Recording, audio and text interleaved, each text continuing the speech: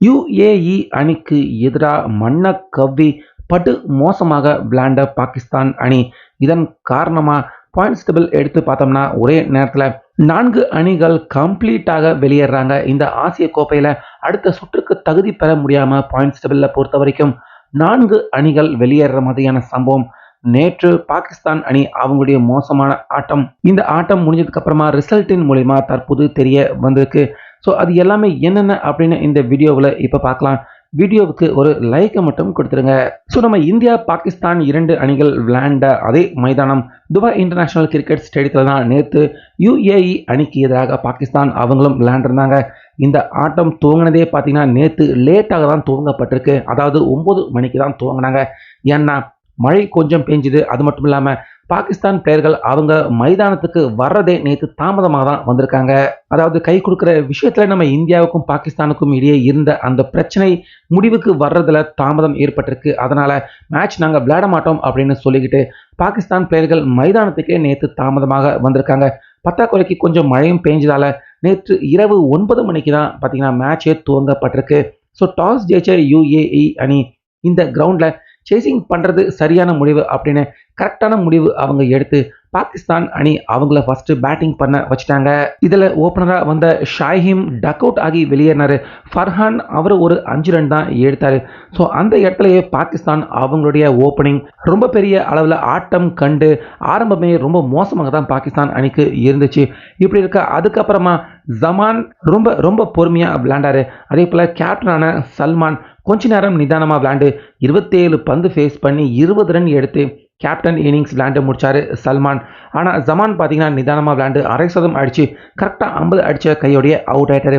So அந்த இடத்துல இருந்து அடுத்தடுத்து வந்த நவாஸ் ஒரு 3, குஷிடில் 4 ரன்னுக்கு அவுட் ஆனார். இப்படி அடுத்தடுத்து வந்த பேட்ஸ்மேன்கள் எல்லாருமே சிங்கிள் டிஜிட் ரன்லேயே போட்டுன்னு அவுட் ஆக பாகிஸ்தான் அணி 100 ரன் தாண்டா எடுப்பாங்க அப்படின்னு எல்லாருமே நினச்சிக்கிட்டு இருக்க நேரத்தில் திரும்பவும் ஒரு முறை கடைசியாக இறங்கின ஷாஹின் அஃப்ரிடி இந்த முறை 14 பந்துக்கு 28 ரன் அடித்தார். 2 சிக்ஸர்கள் 3 4. கடைசி நேரத்தில் இதுக்கு முன்னாடி நம்ம இந்தியா கிட்ட விளையாடுறப்ப கூட ஷாஹின் அஃப்ரிடி அவர் தான் வந்து பாகிஸ்தான் அணியின் ஸ்கோரை கொஞ்சம் உயர்த்தி விட்டார். அதே போல தான் இங்கே யுஏஇ அணிக்கு எதிராகவும் 29 ரன்கள் எடுத்திருக்காரு. ஒத்த ஆளா நின்று 14 பந்துகள் ஃபேஸ் பண்ணி ஒரு போலர் தான் அவர். ஆனாலுமே ஒரு பேட்ஸ்மேன் மாதிரி செயல்பட்டு கடைசி நேரத்தில் பாகிஸ்தான் அணியின் ஸ்கோரை உயர்த்தி விட்டார். இதனால் 20 ஓவர் முடிகிறப்ப 9 விக்கெட்டை இழந்திருக்காங்க யுஏஇ அணிக்கு எதிராக பாகிஸ்தான். ஆனால் எடுத்த ரன் 146. ஒரு ரொம்ப சுமாரான டோட்டலில் தான் பாகிஸ்தான் அணி யுஏஇ அணிக்கு எதிராக எடுத்திருந்தாங்க. இப்படி இருக்க இந்த மைதானத்தில் சேசிங் பண்ணுறது ரொம்பவே ஈஸியான விஷயம். ஸோ அதை செய்ய ஆரம்பித்த யுஏஇ அணி ஆரம்பம் கொஞ்சம் நல்லா தான் இருந்துச்சு.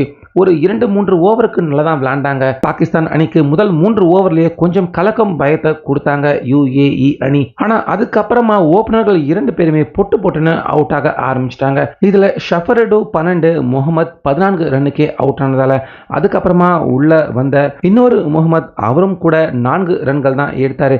இப்படி இருக்க விக்கெட் கீப்பரான சோப்ரா ஒரு இந்தியன் பிளேயர், அவர் அற்புதமாக விளையாண்டாரு. கொஞ்சம் பாலுக்கு பால் ரன் எடுத்தாலும் கொஞ்ச நேரம் பார்ட்னர்ஷிப்பை போட்டார். அதே போல் அவருக்கு நல்ல பார்ட்னர்ஷிப் கொடுத்த இன்னொரு த்ருவ் பிரகாஷ் இவரும் பார்த்தீங்கன்னா இந்தியன் பிளேயர் தான்.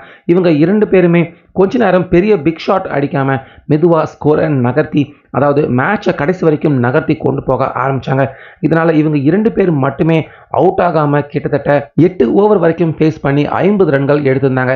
இந்த இடைப்பட்ட நேரத்தில் பாகிஸ்தான் பிளேயர்கள் எல்லாருமே யுஏஇ அணிக்கு எப்படியெல்லாம் பந்து வீசி பார்த்தாங்க. ஏன்னா 3 விக்கெட் தான் விழுந்திருக்கு, எப்படியாவது இவங்களுடைய விக்கெட்டை எடுத்தால் தான் ஜெயிக்க முடியும் அப்படின்னு ரொம்ப ட்ரை பண்ணாங்க. ஆனாலுமே இவங்க 2 பேரையுமே அசைக்க முடியல. இப்படி இருக்க ரன் ரேட் ஏறிக்கிட்டே போக கடைசியாக ஒரு வழியாக ராகுல் சோப்ரா அடிக்க ட்ரை பண்ணி 35 ரனில் அவுட் ஆனார். அதே போல் த்ருவ் பிரசாத் அவரும் 20 ரனில் அவுட் ஆக அங்கிருந்து அடுத்தடுத்து யுஏஇ அணி விக்கெட்டுகளை இழக்க ஆரம்பித்தாங்க. இதனால் 105 ரன்னுக்கே எல்லா விக்கெட்டையுமே இழந்துட்டாங்க யுஏஇ அணி. இதன் காரணமாக 41 ரன் வித்தியாசத்தில் இந்த மேட்ச்சில் பாகிஸ்தான் அணி அவங்க எப்படியோ ஜெயிச்சிட்டாங்க. ஸோ பாகிஸ்தான் அணி அவங்க ஜெயிச்சிருந்தாலும் யுஏஇ அணி பாகிஸ்தான் அணியை இந்த மேட்ச்சில் அவங்க மண்ணை கவ வச்சுருக்காங்க. அதில் மட்டும் எந்த சந்தேகமும் இல்லை. ஏன்னா பேட்டிங்காக இருக்கட்டும், முதல் 5 பேட்ஸ்மேன்கள் வரைக்கும் பாகிஸ்தான் அணியை கதற விட்டுருக்காங்க. கிட்டத்தட்ட ஆட்டம் முடியறதுக்கு 6 ஓவர் வரைக்கும், அதாவது 14வது ஓவர் வரைக்கும் UAE அணி அவங்க மேட்ச்க்கு உள்ள இருந்தாங்க. பாகிஸ்தான் அணிக்கு பீதியை கொடுத்துருக்காங்க. ஆனால் அதுக்கப்புறமா வந்த லோ ஆர்டர் பேட்ஸ்மேன்கள் எல்லாருமே தான் சொதப்பியிருக்காங்க. அடுத்தடுத்து விக்கெட்டுகளை இழந்து 17 ஓவர்லேயே எல்லா விக்கெட்டையும் UAE அணி இழந்து இந்த மேட்ச்சில் தோல்வி அடைஞ்சிருக்காங்க. ஆனாலுமே இந்த மேட்ச்சில் பாகிஸ்தான் அணிக்கு நல்ல பயத்தை காட்டியிருக்காங்க அப்படின்னு தான் சொல்லணும். அதே போல் பந்து வீச்சில் கூட ஒரு மிகப்பெரிய நாடு மாதிரியே பாகிஸ்தான் அவங்க பேட்டிங் பண்ணலை. 146 T20 ஸ்கோரே கிடையாது. அதுவும் UAE மாதிரியான சின்ன டீமுக்கிட்ட 146 ரன் எடுக்குதுன்னா கண்டிப்பாக இந்த மேட்ச்சில் பாதி பேட்டிங் முழுசா போலிங் இரண்டுலேயுமே UAE அணி தான் ஆதிக்கம் செலுத்தியிருக்கு. அதனால் இந்த ஆட்டத்தின் வெற்றியை கண்டிப்பாக பாகிஸ்தான் மிகப்பெரிய அளவில் அவங்க கொண்டாட எல்லாம் முடியாது. ஸோ இந்த ஆட்டத்தில் ஜெயிச்சதால் நம்ம இந்தியா அதே போல் பாகிஸ்தான் 2 அணிகளுமே அடுத்த சூப்பர் 4 சுற்றுக்கு தகுதி பெறாங்க. அது நிச்சயமாக பார்த்தீங்கன்னா இப்போ உறுதி ஆகியிருக்கு. அதே போல் நம்ம இந்திய டீம் இருந்த அந்த குரூப்பில் வெளியேறாங்க UAE அணி. அதே போல் ஓமன் அணிக்கு நம்ம இந்தியாவுக்கு எதிராக இன்னொரு ஆட்டம் இருந்தாலும் இந்த ஆட்டம் சும்மா ஒரு விளையாட்டுக்கு விளையாடுற மேட்சாக தான் இருக்க போகுது. அதே போல் குரூப் பியில் அந்த பக்கம் ஸ்ரீலங்கா ஏறக்குறைய அவங்க சூப்பர் 4 சுற்றுக்கு தகுதி பெற்றுட்டாங்க. அதே போல் ஹாங்காங் சைனா அவங்களும் ஏறக்குறைய எலிமினேட் ஆயிட்டாங்க. ஆனால் இங்கே ஆப்கானிஸ்தான் பங்களாதேஷ் அணி இவங்க 2 பேருக்கு இடையே யார் உள்ளே வர போகிறாங்க அப்படிங்கிறதுல கொஞ்சம் இழுபறி என்னமோ நீடிச்சுக்கிட்டே இருக்குது. ஏன்னா ஆப்கானிஸ்தான் அணி கடைசி மேட்ச் ஸ்ரீலங்கா அணிக்கு எதிராக விளையாடுறாங்க. இந்த மேட்ச் ஆப்கானிஸ்தான் அணி கண்டிப்பாக ஜெயிக்க வேண்டிய கட்டாயம் ஏற்பட்டிருக்கு. ஸ்ரீலங்கா ஒருவேளை தோத்தா கூட ரன் ரேட் அவங்களுக்கு இருக்குது அப்படிங்கிறதால அவங்க கீழே விழ மாட்டாங்க. ஆனால் ஆப்கானிஸ்தான் அணி அவங்க அடுத்த சுற்றுக்கு வரணும்னா கண்டிப்பாக ஸ்ரீலங்கா அணியை ஜெயிச்சாதான் உள்ளே வர வேண்டிய நிலைமை ஏற்பட்டிருக்கு. இதனால் ஸ்ரீலங்கா ஆப்கானிஸ்தான் அணி எல்லாருமே எதிர்பார்க்கக்கூடிய ஒரு பரபரப்பான ஆட்டமாக தற்போது இந்த லீக் மேட்ச் சுற்று ஆட்டத்துக்கு உள்ள மாறி இருக்கு. ஸோ ஆக மொத்தம் ஸ்ரீலங்கா, நம்ம இந்தியா, பாகிஸ்தான் இந்த 3 அணிகளும் குவாலிஃபை ஆயிட்டாங்க. அதே போல் ஆப்கானிஸ்தானா இல்லை பங்களாதேஷா யார் உள்ளே வர போகிறாங்க அப்படிங்கிற உச்சக்கட்ட பரபரப்பு தற்போது ஏற்பட ஆரம்பிச்சிருக்கு. அதே போல் நம்ம இந்தியாவும் பாகிஸ்தானும் அடுத்த சூப்பர் 4 சுற்றுலையும் பார்த்தீங்கன்னா இன்னொரு மேட்ச் கண்டிப்பாக நேருக்கு நேர் 2 அணிகளும் மோதுறாங்க. ஸோ ஏற்கனவே நம்ம இந்தியாவுக்கும் பாகிஸ்தான் அணிக்கும் லீக் சுற்று ஆட்டத்தில் நடந்த சர்ச்சை பிரச்சனை எல்லாமே நம்ம எல்லாருக்குமே தெரியும். கிட்டத்தட்ட 2 அணி பிளேயர்களுமே கை கொடுத்துக்காம அந்த பிரச்சனை பாகிஸ்தான் கிரிக்கெட் போர்டு ICC வரைக்கும் எடுத்துகிட்டு போனாங்க. அம்பையர் மேலே நடவடிக்கை எல்லாமே எடுக்கணும் அப்படின்னு சொன்னாங்க.